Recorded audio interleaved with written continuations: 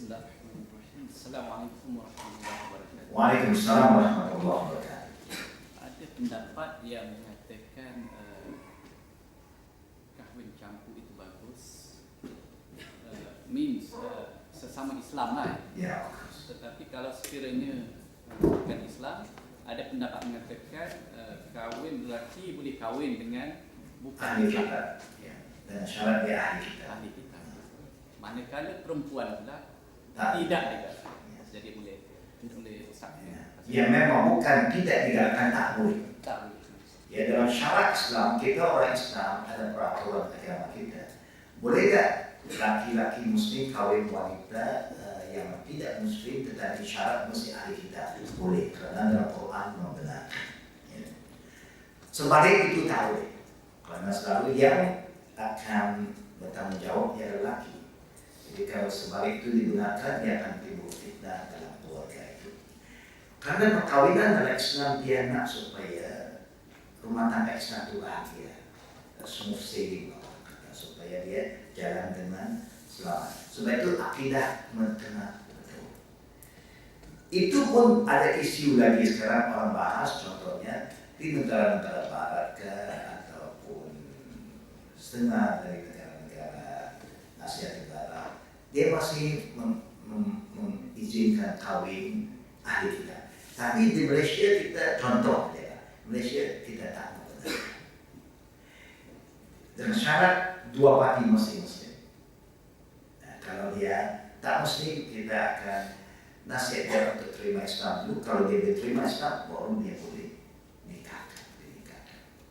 Sebab yang kita ambil tindakan tidak mengizinkan perkawinan walaupun dengan kita ada dalil yang bukan ada dalil. Semua orang pegang dalil yang umum, yang Quran kata perempuan ahli kita boleh kita kawin.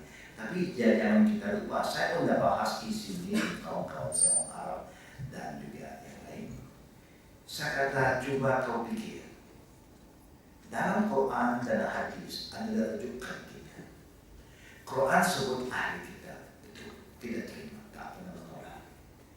Tapi Quran telah ingatkan kita bahwa nabi-nabi sebelum Muhammad diutuskan untuk kaum dan bangsa masing-masing. Sebab itu Nabi Musa Allah berfirman, wa qala Musa liqaumihi, dia hantar pada kaumnya. Kalau Nabi Isa, wa qala Isa bin Maryam lil bani Israil, untuk bani Israel. Ini adalah nabi untuk kaum dan bangsa-bangsa. Dalam Injil juga confirm bahwa Nabi Isa pernah berkata kepada disciple-nya waktu dia masih bersama mereka, bila mereka nak pergi kembangkan ajaran Nabi Isa kepada orang lain, Nabi Isa kata kepada mereka, don't go to the Gentile or the Samaritans. We are only for the lost sheep of Israel. Jangan pergi berbangsa lain, karena saya hanya diutuskan untuk orang Bani Israel.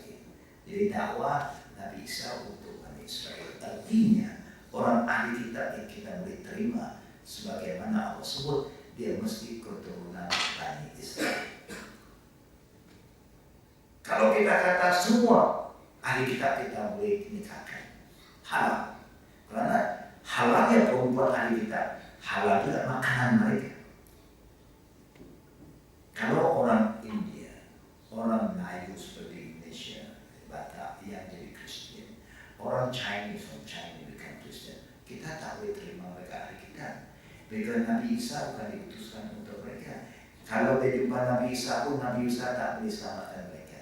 Kerana Nabi Isa bukan untuk bangsa selain Bani Israel. Atas dasar itulah kita pegang, ya kita tidak mengizinkan pernikahan. Saya pernah Musa. Sama juga. Nabi Isa dan Nabi Musa sama. Nabi Musa ahli kita, tidak ahli kita. Al-Quran menyebut tentang Taurat yang diturunkan pada Musa dan Injil turun pada Isa. Kedua pun sama. Bani Israel ini sama. Musa pun untuk Bani Israel, Isa pun untuk Bani Israel.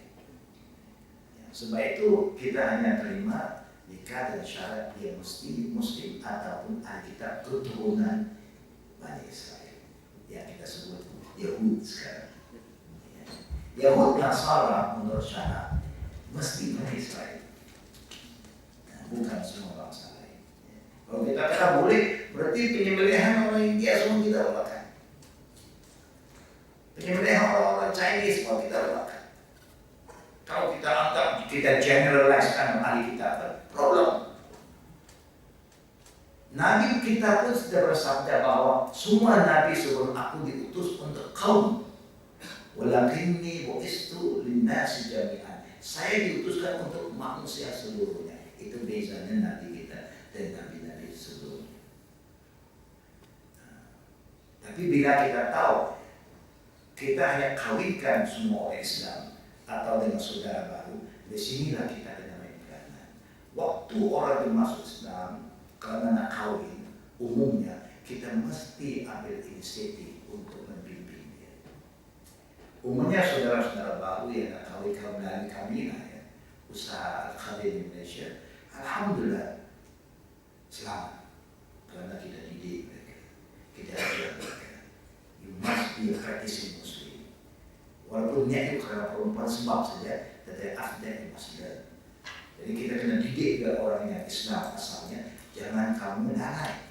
You kena jaga akhlak mereka pada pasangan kamu supaya dia boleh terus hidup sebagai seorang practicing Muslim. Problem kita kadang ya, kita sendiri pun tak ikut Islam. And that will be a problem.